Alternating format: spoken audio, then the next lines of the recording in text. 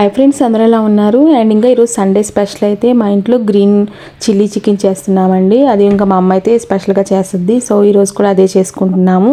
First అయితే chicken తీసుకొని clean చేసుకొని దాంట్లోకి కారం, పసుపు అండ్ సాల్ట్ సరిపడా వేసుకొని మిక్స్ చేసుకోవాలి. అలాగే అల్లం పేస్ట్ కూడా నేను ఇంకా దాంట్లోనే వేసేస్తుంది మా అమ్మ. దాంట్లోనే వేసి మొత్తం మిక్స్ చేసుకుంటుంది. అండ్ అల్లం పేస్ట్ అయితే మేము తరచుగా నాన్ వెజ్ చేసుకుంటాం కాబట్టి మేము ఒక ఫ్రిడ్జ్లో స్టోరేజ్ చేసి పెట్టుకుంటాము, ఎక్కువగానే చేసుకొని. అట్లా ఈ బకెట్ నిండా స్టోరేజ్ అయితే చేసుకున్నాము.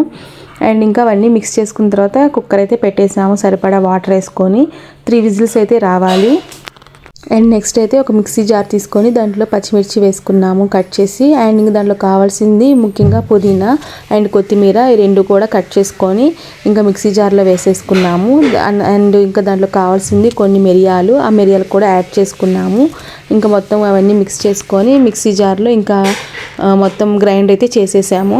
పచ్చిమిర్చి మిరియాలు వేసుంటాం కాబట్టి కారం తక్కువ వేసుకోవాలండి. అండ్ ఇంకా ఒక పాన్ పెట్టి దాంట్లో ఆయిల్ హీట్ చేసి అండ్ ఇంకా దాంట్లో ఆవాలు వేసుకొని ఫ్రై చేసుకోవాలి. అండ్ పక్కన బాయిల్ పెట్టిన చికెన్ ఉంది కదా.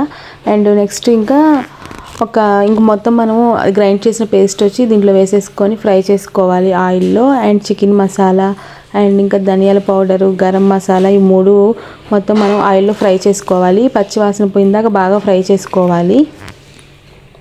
అండ్ ఇంకా బాగా మిక్స్ చేసుకొని నెక్స్ట్ ఇంకా మనం చికెన్ బాయిల్ చేసిన చికెన్ అయితే మనం దాంట్లో వేసేసుకొని బాగా మనకి డీప్ ఫ్రై అయిందా. అండ్ ఇంకా బాగా మనం మొత్తం ఫ్లేవర్ మనకి చికెన్కి మొత్తం పట్టేదాకా బాగా ఫ్రై చేసుకుంటూ ఉండాలి. ఇంకా మనం ఉప్పు, కారం అవన్నీ సరిపోయా లేవా అనేది టేస్ట్ చూసుకుంటే సరిపోతుంది. ఇలా బాగా డీప్ ఫ్రై అయితే చాలా బాగుంటుంది. టేస్ట్ అయితే చాలా బాగుంది.